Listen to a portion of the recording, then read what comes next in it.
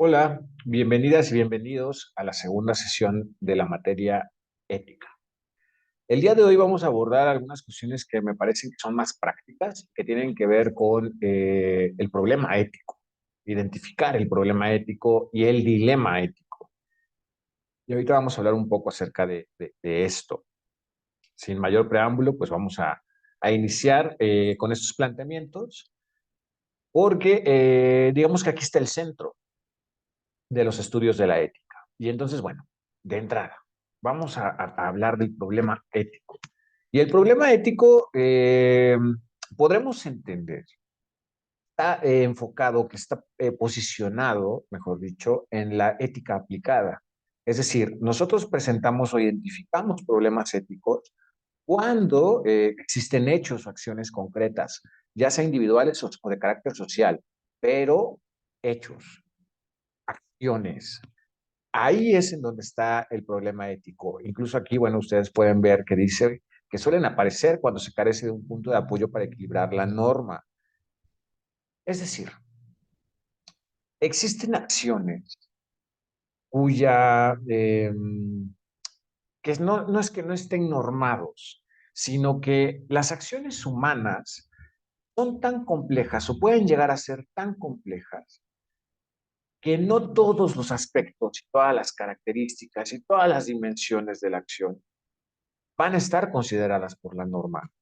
No sé, por ejemplo, pensemos en el caso de un aborto, pero estamos pensando en un aborto que es en donde el caso se presenta en una niña, en una menor de edad, que se provoca a sí misma el aborto utilizando algún medicamento.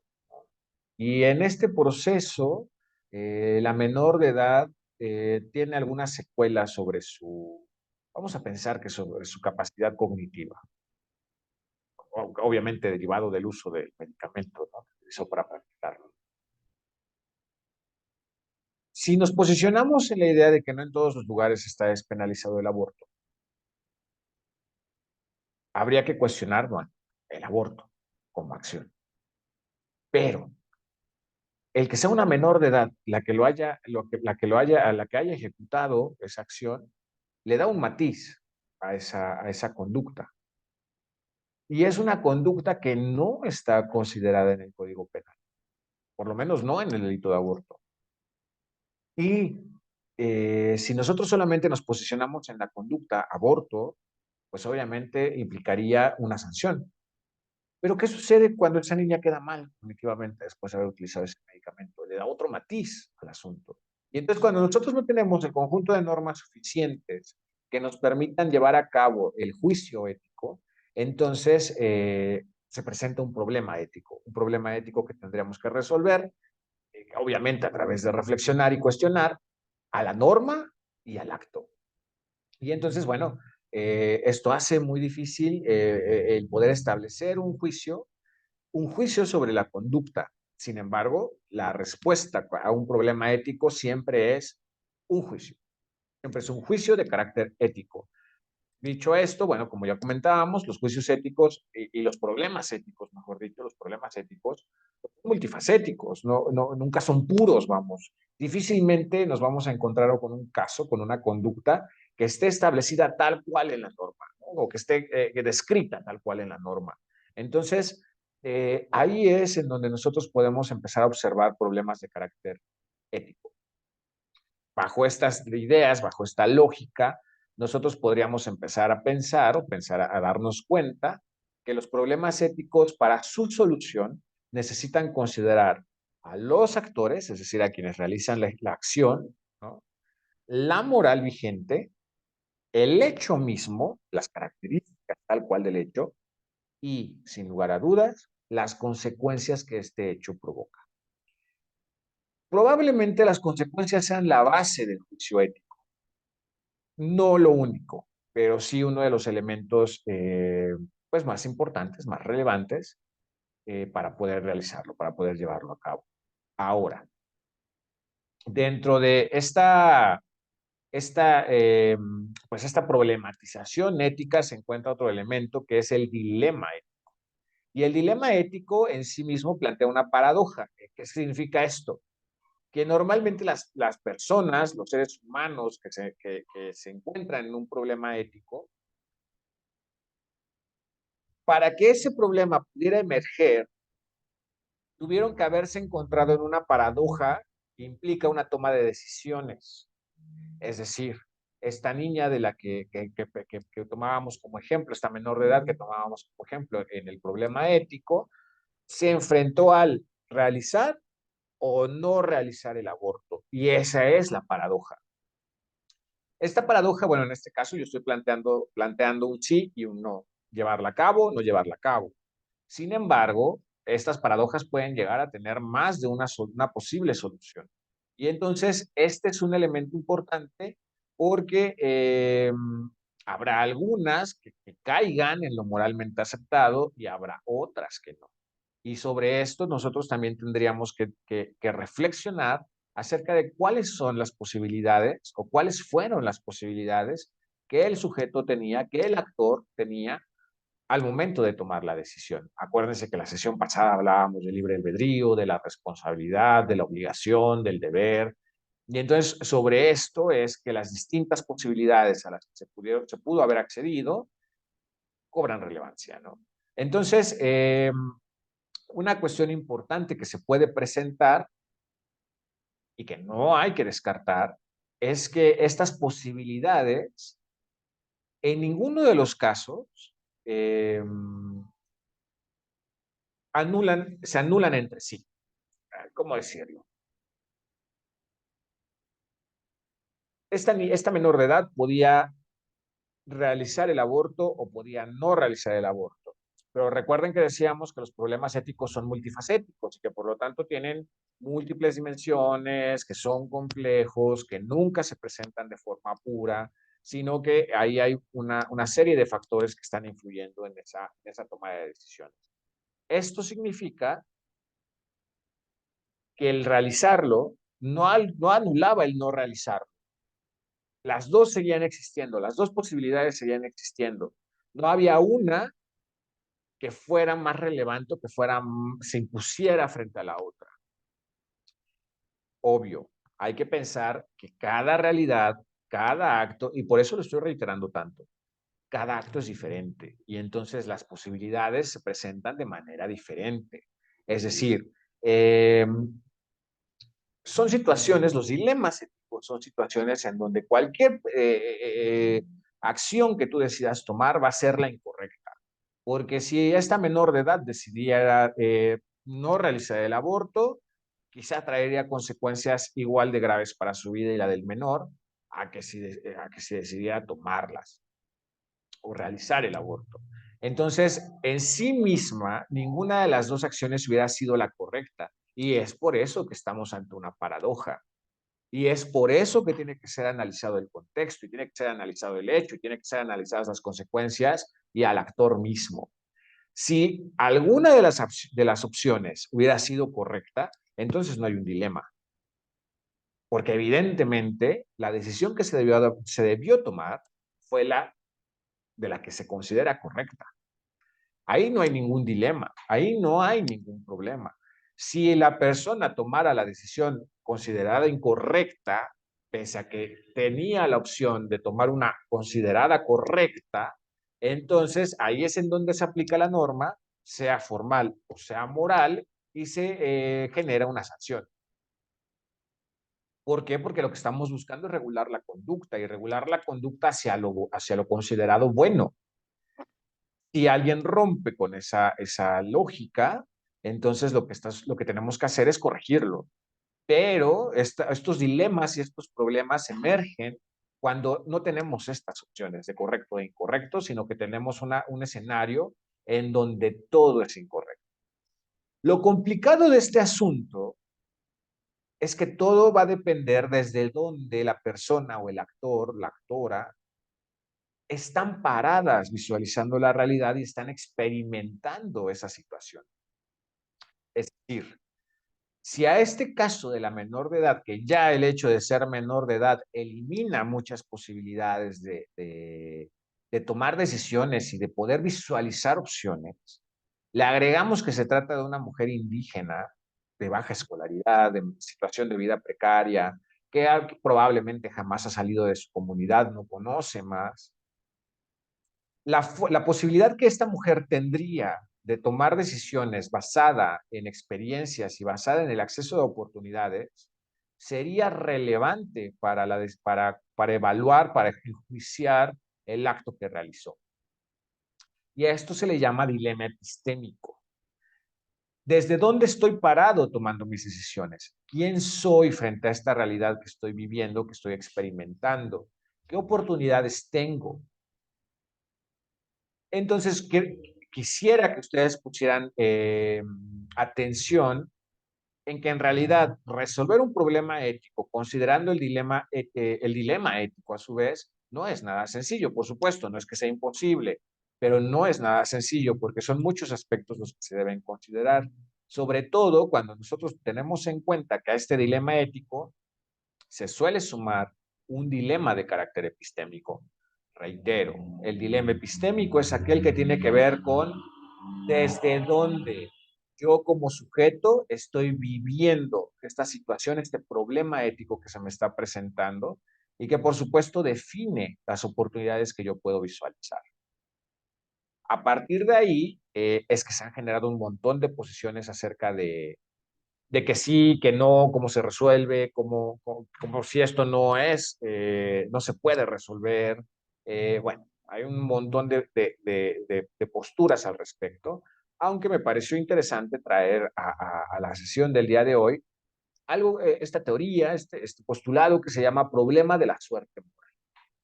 Y entonces, el problema de la suerte moral lo que hace es defender la idea de que hay acciones que no dependen de las personas, que por lo tanto el juicio que se puede realizar acerca de estas acciones no es viable. No es viable porque la persona que realiza la acción no tuvo control sobre ella. Y entonces, ¿se acuerdan que la sesión pasada hablábamos justo de que el libre albedrío es la capacidad de controlar nuestras acciones, la capacidad que tenemos de tomar decisiones y que esto nos da un control sobre lo que hacemos y sobre lo que no hacemos? Bueno, pues la suerte moral lo que dice es que no siempre, que no todo está bajo nuestro control. Y entonces, la realidad es que muchos de los autores contemporáneos lo que hacen es negar esta teoría, este postulado, porque dicen que en realidad pues todo está bajo nuestro control. O sea, que al final nosotros somos y creamos nuestra realidad con base en las decisiones que tomamos, pero bueno, está de frente. Seguramente existen muchos casos en donde no tenemos este control. Tan existen que recuerden que nosotros dentro del derecho tenemos una serie de reglamentaciones que consideran esto.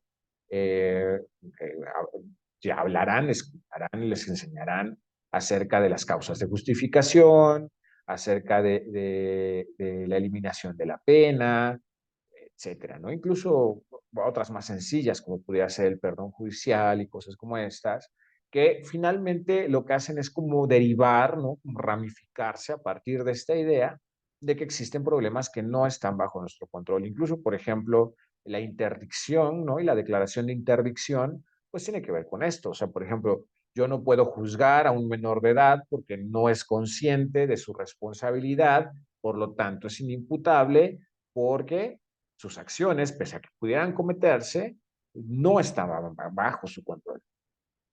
Entonces, bueno, es una manera, ¿no? De problematizar todo este asunto del que venimos hablando. Entonces, la cuestión aquí es, la gran mayoría de las opiniones van enfocadas a negar la existencia de hechos que estén metidos aquí. Sin embargo, reitero, el derecho los considera y por eso me parece importante que ustedes los tomen en cuenta cuando estén pensando, reflexionando, no intentando comprender esta situación del problema ético y el dilema ético. Ahora bien, la ética para poder realizar o para poder resolver estas situaciones del problema y el dilema pues se tiene que encontrar con diferentes relaciones. Otra vez, ya en la sesión pasada hablábamos de que la ética se encuentra en estrecha relación con la moral. ¿Pero por qué? La cuestión es por qué. Pareciera que de una manera muy sencilla, pues es comprensible que las normas morales, pues rigen los estudios de la ética, porque bueno, son estas normas morales las que nos establecen qué es lo bueno y qué es lo malo. Y pues, además de esto, también tiene que ver con que existen algo que se denomina factores morales. O mejor dicho, a esta manera de regular la conducta social y en sus distintas manifestaciones se les denomina factores. ¿Y qué es esto? Bueno, pues no es más que los deberes, las reglas y las normas que la sociedad nos impone, porque la sociedad las acepta de manera generalizada y las considera como la forma correcta de conducirse en el entorno social. O sea, cuestiones que pueden ser tan simples como esperar a que el semáforo se ponga en rojo para que podamos cruzar la calle, hasta el decir con permiso, gracias, de nada, buenos días, buenas tardes, que son convencionalismos sociales, pero que son considerados como correctos, como normas que nos permiten regular nuestra conducta y que pueden ir a algo tan complejo como el hecho de, pues, no robarle a nadie, no golpear a nadie, no agredir, ¿no? En sentido amplio, en sentido general, y que son cuestiones que se van construyendo. Entonces, todos estos factores le permiten a la ética realizar sus estudios sobre la moralidad. ¿Qué significa esto? Que cuando la ética realiza sus cuestionamientos y sus reflexiones sobre los hechos, lo que toma como base de consideración son los factores morales vigentes. Entonces, esto es importante porque, como sucede con la ética, evidentemente los factores morales también están sujetos a una sociedad y a un contexto determinado. Entonces, quien esté intentando resolver un problema ético, pensemos en un juez, por ejemplo, tendrá que considerar los factores morales de la sociedad y de la moralidad en donde el hecho se haya realizado. Y entonces, bueno, esto tiene como finalidad, pues, generar o asegurar, mejor dicho, el bienestar tanto de las personas como individuos, como de la colectividad, ¿no? Del grupo. Y entonces, bueno, aquí hay algo que me parece que es sumamente interesante, o que mejor dicho, es sumamente relevante, porque pareciera que todo está como muy abstracto, como muy en las nubes, pero ¿de dónde enganchamos estos análisis y estas reflexiones éticas? Pues de los valores. Los valores son los elementos fundamentales para que nosotros podamos realizar un estudio ético y que podamos resolver un problema ético. Es decir, moralmente los factores morales, entendidos como deberes, como reglas, como normas, se manifiestan a través de los valores. Evidentemente entenderemos que si nosotros cambiamos de posición y nos vamos a la idea de lo formal, pues estos deberes, reglas y normas están contenidas en los códigos, están contenidas en las leyes, en la Constitución, etcétera. Están descritos expresamente utilizando el lenguaje jurídico. Pero en el espacio de lo moral no tenemos estas construcciones. Entonces, para esto, para poder regir, para poder anclar, ¿no? Estas reflexiones de lo ético y resolver problemas éticos al mismo tiempo, valorar conductas, y ahí mismo está la distinción, utilizamos valores. Valoramos porque lo que hacemos es cruzar las conductas a través de los valores. Y entonces, los valores lo que hacen es referirse a lo que debería ser. ¿Se acuerdan que hablábamos del ser y el deber ser? Bueno, los valores refieren, manifiestan lo que debería ser la conducta del ser humano, lo deseable para el comportamiento del ser humano.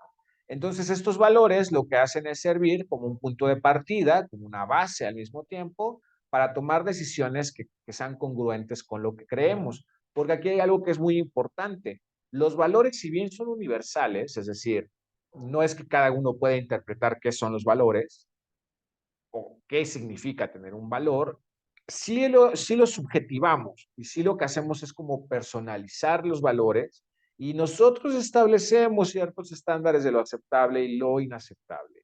Sin embargo, son sus conceptos universales los que rigen la conducta social. Entonces tú puedes decir, bueno, es que para mí lo honesto es que pues yo te diga lo que pienso, pero no te lo diga con todas las palabras que estoy pensando. Y habrá quien te diga, no, eso no es ser honesto, porque no me estás diciendo completamente lo que piensas. Entonces, esas derivaciones, esas diversidades, ¿no?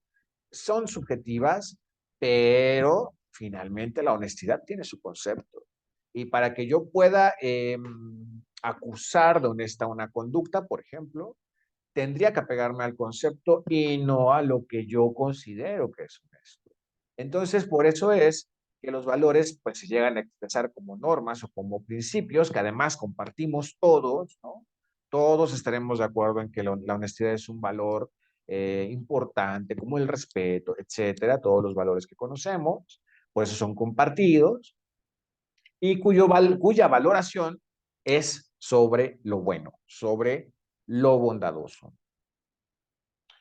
Entonces, ¿qué son los valores? Podemos decir, pues, que los valores son normas o son reglas que regulan la conducta y al mismo tiempo nos permiten a las personas gobernarnos, ¿no? O sea, esto es como tomar decisiones que manifiesten nuestras conductas de manera correcta.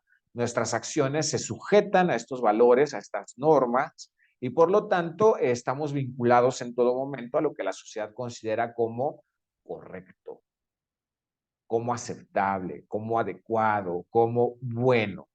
Entonces los valores se suelen agrupar en una especie como de códigos que son implícitos, no son expresos, no son tácitos, que de alguna manera pues llegan a convertirse en códigos morales que son personales y que están en el terreno de lo ideal. Esta parte es muy importante porque al final de cuentas el valor es difícil que nosotros lleguemos a dominar un valor, es decir, a que yo pueda decir, yo soy una persona muy honesta. Puedo ser honesto, pero seguramente no voy a ser honesto en todos los casos y con todas mis acciones. Pero sí puede ser, la honestidad puede ser un ideal cuya intención de alcanzarla y de estar trabajando constantemente en alcanzar el ser honesto, ese deber ser, me mantenga en esa dirección de conducta. Habrá momentos en los que no lo sea y habrá momentos en los que lo sea. La cuestión es que está como el chip, digamos, está el chip de que yo busco serlo y entonces mi conducta se enfoca hacia allá, hacia ser en todo momento o en la mayor parte de los momentos posibles una persona honesta. Por eso es que se encuentra en el terreno de lo ideal, es lo que deseamos alcanzar. Ahora, ¿cuáles son las características que tienen los valores? Son varias, ténganme paciencia, pero me parece que es importante que podamos comprender un poco acerca de esto, porque aquí se inserta también una polémica muy interesante de la que vamos a platicar en un momento. De entrada, los valores son independientes y son inmutables, es decir, son lo que son, lo que les decía hace un rato, o sea, cada quien puede decir, no, yo soy honesto, que te diga las cosas, porque siempre te digo lo que pienso, aunque no te lo digo con todas las palabras con las que lo pienso. Sí puede darse, o sea, puedes tú tener tu propia idea acerca de lo que es ser honesto, pero en realidad la honestidad es lo que es. Y no se trata acerca de cómo la entiendes. Probablemente así la vives, pero no significa que lo seas, ¿no? O sea, o que lo estés alcanzando. Los valores no cambian, por eso es que son inmutables. Se adaptan, sí, pero no cambian. La honestidad siempre va a ser lo mismo, no importa el contexto, ¿no? Son absolutos porque no están condicionados a nada. O sea, no es como, pues es que si tú eres honesto conmigo, yo soy honesto contigo. No. Yo sería o debería ser, otra vez, deber ser honesto en todo momento porque así yo he decidido cumplir con mis responsabilidades y mis obligaciones frente a los otros. No importa si tú lo eres conmigo, yo lo soy, o yo debería serlo, o yo debería estar en esa búsqueda de ser. Por eso es que son absolutos, son inagotables. Lo que les decía, no hay un punto en donde yo llegue a ser completamente honesto. Es una búsqueda constante y cada situación nos presenta un nuevo desafío para demostrar que lo somos. Son objetivos y verdaderos, o sea, no dependen de si los conozco o no los conozco. por lo tanto, siempre son obligatorios. O sea, yo no puedo decir, ay, pues es que yo no sé qué es la honestidad. Entonces, pues, como no sé qué es, pues no me apego. Probablemente no conozco el concepto, pero existe dentro de la misma herencia cultural y social una serie de acciones, conductas que nos son trasladadas, que nos son heredadas y que nos permiten, pues si bien no conceptualizarlo como tal, sí comprender qué es ser honesto, qué es ser deshonesto en acciones, vamos, en acciones que nos heredan, que forman parte de nuestra crianza, de nuestra conducta. Entonces yo no puedo decir es que yo no sé qué es, por lo tanto yo no lo hago. No. Independientemente de que se conozcan o no, son exigibles, son obligatorios, ¿no? Sin embargo, hay una parte que sí es subjetiva y esa es su valoración. Y cuando hablamos de su valoración, nos referimos a que si bien yo no puedo eliminar los valores, y que ahí está esta polémica que les decía, porque hoy mucha gente dice, es que los valores han desaparecido. No, los valores no desaparecen. Hay gente que también dice, es que los valores ya no son los de antes. No, los valores no cambian, siguen siendo los mismos. Lo que sí se mueve es la forma en la que nosotros valoramos, válgame la redundancia, los valores. Con otras palabras, el cómo los jerarquizamos. Por ejemplo, probablemente hace 20 años, estoy diciendo simplemente como para ejemplificar, pero probablemente hace 20 años un valor que era importantísimo era la honestidad. La gente tenía como uno de los valores más importantes, digamos, en su escala de jerarquías hasta arriba, a la honestidad. Pero hoy la realidad es que uno de los valores más importantes es la tolerancia. Y lo estoy planteando como genérico, pero en realidad esto sí depende de nosotros, esto sí es individual. Para mí probablemente es más importante ser tolerante y por eso mi concentración y mi búsqueda constante está en ser una persona tolerante y habrá otra persona para la cual el valor más importante sea la tolerancia. ¿Cambian los valores? No. ¿Desaparecen valores? No. Lo que sucede es que cada uno de nosotros tiene en su jerarquía distintos valores. Y en el primer lugar habrá algunos y en el último lugar habrá otros. Y eso sí guía nuestra conducta. Les decía, a lo mejor yo trabajo más en ser tolerante que en ser honesto. Y estas jerarquías son las que se mueven y se subjetivan. No cambian, no desaparecen. Decíamos hace un rato, ¿no? Son inmutables. Ahora, lo que sí es cierto es que son polarizantes. ¿Qué significa esto? Que así como existe un valor, también existe un antivalor.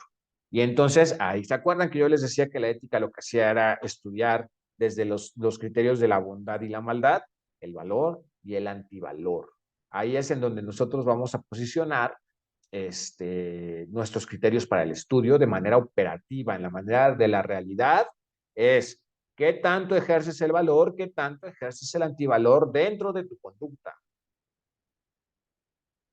Y eso sí, todo valor tiene un antivalor. Son durables porque esto es lo que les decía hace un momento. Los vamos reflejando a lo largo de la vida y habrá momentos en los que los ejercemos y habrá momentos en los que no. Y todo va a depender de la situación, de la persona, del contexto, de todos los factores que hemos venido platicando. O sea, por ejemplo, a modo de anécdota, les podría compartir que en algún momento vino una persona a mí y me decía, pues me pedía asesoría, ¿no? Porque su hijo había caído en cárcel, había sido detenido, aprendido, mejor dicho. Y me decía la señora, pues es que mi hijo es halcón, ¿no? Acuérdense de estos personajes de los grupos de la delincuencia organizada y decía, bueno, es que mi hijo es halcón y yo lo sé. Y entonces la verdad es que te impacta, ¿no? Te impacta que una madre te diga así, ¿no? Tan abiertamente, mi hijo es halcón y yo lo sé. Y entonces, bueno, pues en su conversación decía, yo sé que mi hijo puede o no puede regresar a la casa un día porque está muerto, porque lo mataron, ¿no? Pero es eso o quedarnos sin comer.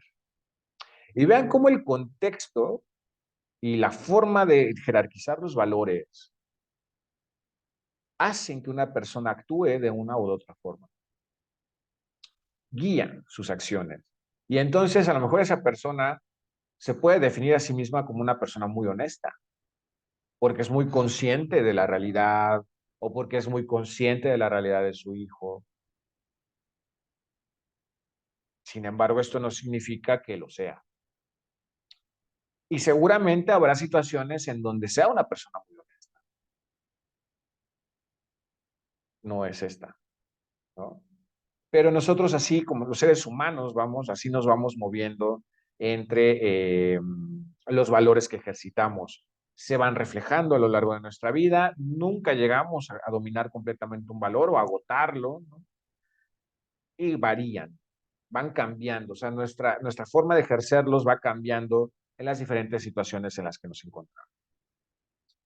Por lo tanto, no son divisibles, es decir, yo no puedo decir que soy honesto si no soy tolerante y no soy respetuoso, etcétera. Si hay fallo en uno, hay fallo en todos los demás. Aunque sí pueden ser flexibles, porque cambian a partir de las necesidades que vivimos cada uno de nosotros, como es este caso que les estoy planteando. Digamos que ahí no es que se vuelva correcto realizar esta acción, sino que nosotros los flexibilizamos porque asumimos que los valores son la manera correcta de vivir, pero los flexibilizamos de acuerdo a nuestras necesidades. Pensemos, por ejemplo, si viene una persona y les dice, fíjate que trabajó en el gobierno y llegó una persona y me ofreció X cantidad porque su trámite saliera más rápido, y lo acepté. Lo acepté porque tengo ganas de comprarme un reloj y no tengo, mi quincena no me alcanza, entonces yo acepté y ya le di su trámite. Ahí hay un juicio que vamos a generar inmediatamente. ¿Por qué? Porque uno dice, bueno, es que en realidad no necesitas, o sea, el reloj no es una cuestión de necesidad. Pero si esta misma persona viene y te dice, fíjate que vino un sujeto y me dijo que me iba a dar una dádiva, ¿no? A cambio de que su trámite saliera más rápido y lo acepté, pero lo acepté porque fíjate que mi mamá tiene enferma un mes en el hospital y ya se nos acabó el dinero. El juicio cambia porque uno asume que esta sí es una necesidad. Entonces, digo, no deja de ser incorrecto, pero el juicio cambia porque están sujetos, se flexibilizan con base en las necesidades. También se puede dar por cuestiones de experiencias personales, ¿no? O sea, por ejemplo, eh, algo que también es muy polémico en la opinión pública, cuando una mujer dice, pues me golpea, pero no lo dejo porque lo quiero. Pero quizá creció con ese patrón, creció en una familia en donde el padre golpeaba a la madre. Y esto flexibiliza todo este ejercicio valórico y axiológico, y uno tiene que emitir juicios diferentes, acuérdense. Siempre son multifacéticos y cuando nosotros estamos intentando resolver un problema ético, tenemos que pensar en el dilema, tenemos que pensar en el actor, tenemos que pensar en el hecho, tenemos que pensar en las consecuencias, etcétera. No es tan sencillo, pero están ahí los valores para ayudarnos en esto. Los valores generan satisfacción. Seguramente cualquiera de ustedes que de repente haya salido a la calle y haya ayudado a la viejita a cruzar o le haya dado apoyo a alguien que necesitaba comer o haya regalado una lista de útiles a alguien que lo necesitaba, una mochila, etcétera, habrá sentido esta sensación como de satisfacción por haber ayudado. Entonces, es una cuestión muy interesante porque esto es endémico, inherente al ser humano, y el ejercicio de los valores nos desarrolla esta sensación. Están jerarquizados, que era lo que hablábamos, habrá algunos que tienen un orden superior y otros un orden inferior, y principalmente son trascendentes. Trascienden en los planos concretos y de forma momentánea, es decir, el ejercicio de mi valor no llega más allá de la conducta que realicé. Salí, ayudé a la viejita, ayudé a cruzar la calle. Hasta ahí llega el ejercicio de mi valor. Aunque sí nos otorgan sentido. El ser humano que no ejerce valores es un ser humano deshumanizado, entonces le dan sentido a nuestra vida. ¿Por qué? Porque esta búsqueda de cumplir o de ejercitar los valores le otorgan una razón de ser a vivir. Yo vivo para ayudar, yo vivo para ser honesto, yo vivo para ser una buena persona, ¿no? Que es algo que escucharemos muy constantemente. Yo quiero ser alguien bueno, ¿no? Y entonces quiero ser alguien bueno, inmediatamente te remite a cumplir con los valores. Si no los cumples, no podríamos formalmente catalogarte en alguien bueno. Obviamente se aplican a diversas situaciones de la vida, ¿no? Y a un montón, a una infinidad de acciones concretas. Son complejos, esto lo hemos venido diciendo desde la sesión anterior. Son multifacéticos, multidimensionales, multifactoriales. Hay un montón de cosas que hay que considerar. Y bueno, entonces esto nos lleva a una categoría especial que son los valores morales. Esto es un poco relativo, porque al final todos los valores son morales, porque los valores morales, la única distinción es que nacen de la moralidad concreta del espacio-tiempo determinado, ¿no? Pero podríamos comprender que prácticamente se reiteran dentro de las sociedades y por lo tanto podemos concluir que todos los valores son a su vez valores morales. La cuestión es que los valores morales lo que hacen es, cuando se siguen, se ejercitan, pues perfeccionar al hombre, humanizar a las sociedades, ¿no? Aquella sociedad que no los ejercita, que no los aplica, pues es una sociedad, una humanidad que se degrada. Por lo tanto, son imprescindibles para la vida en colectividad y, en consecuencia, para la vida individual, y se pueden clasificar en una diversidad de tipos, ¿no? Esto tiene mucho que ver con la teoría que los esté defendiendo, que los esté planteando. Por lo tanto, bueno, podemos tener valores técnicos, utilitaristas, podemos tener valores religiosos, estéticos, intelectuales, etcétera. Obviamente, en cada caso se pueden diversificar. Aunque en realidad, reitero, los valores siguen siendo los mismos valores. Ahí no hay mucho que cuestionarse. Tal vez esto es más bien como para su conocimiento, ¿no? Y bueno, pues algunos ejemplos de valores tenemos la dignidad, que además recordarán que hoy es uno de los principios más importantes del derecho mexicano y del mundo, la solidaridad, el respeto, la tolerancia, la lealtad, la responsabilidad, la honestidad, que hablábamos hace un rato, y bueno, hay muchos autores que los enumeran en diferentes formas, algunos dicen que unos sí son, otros dicen que otros no son, pero bueno, tenemos una larga lista de valores que nosotros podemos llevar a la práctica. Ahora, hay una cuestión que es importante. Ya lo poníamos ahí un poquito sobre la mesa cuando hablábamos de las necesidades y que nos planteábamos cómo las necesidades pueden llegar a flexibilizar nuestro ejercicio sobre los valores y obviamente pues nuestras conductas, ¿no? Y esto tiene que ver con algo que se llama intereses. Y los intereses humanos básicos, pues obviamente se relacionan, válgame la redundancia, pues con la necesidad. Es decir, uno de los intereses de cualquier ser humano que es básico es satisfacer sus necesidades. Y otra es permitirse la coexistencia con los otros. Entonces, en estas dos dimensiones nosotros podemos pensar los intereses humanos básicos. ¿Qué significa esto? Que mi ejercicio de valores, mis conductas van a estar orientadas en gran medida por mis necesidades y por eh, mi necesidad de coexistir. Estos se dividen en tres, los intereses humanos se dividen en tres. Uno es el garantizar mi bienestar, garantizar mi libertad y garantizar que se ejerza la justicia. Entonces, bueno, lo que hacemos desde la ética, lo que se hace desde la ética, es reflexionar sobre si las normas que están vigentes, sean formales o morales, aseguran estos tres intereses básicos. Recordarán que de ahí la reforma del año 2011 a la Constitución y el reconocimiento de los derechos humanos. Si ustedes ven los primeros 29 artículos de nuestra Constitución, podrán ver reflejados estos tres intereses. Los derechos humanos están enfocados a proteger, a garantizar estos tres intereses. ¿Por qué? Porque la base de la materialización y la garantía de estos tres intereses, de la satisfacción de las necesidades y de la garantía de la coexistencia, están basadas en la dignidad. Y esto es relevante.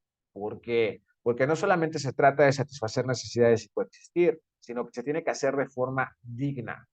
Y es ahí en donde está como esta nueva perspectiva, ¿no? De lo ético, de lo jurídico, de lo moral, sujetándose a la dignidad. Y bueno, pues evidentemente la intención es eliminar la posibilidad de que seres humanos sean vulnerados en la acción estatal o en la acción privada, ya sabes si en la acción pública o en la acción privada, o simplemente en la acción de otros. Pues entenderemos que si algún ser humano es vulnerado, pues sus intereses no son satisfechos, sus necesidades no son satisfechas, se evita la coexistencia y se generan problemas en el actuar ético. Pues bien, esta sería nuestra segunda sesión. Agradezco mucho su atención y espero que sea de utilidad y pues nos vemos en la siguiente. Saludos y hasta pronto.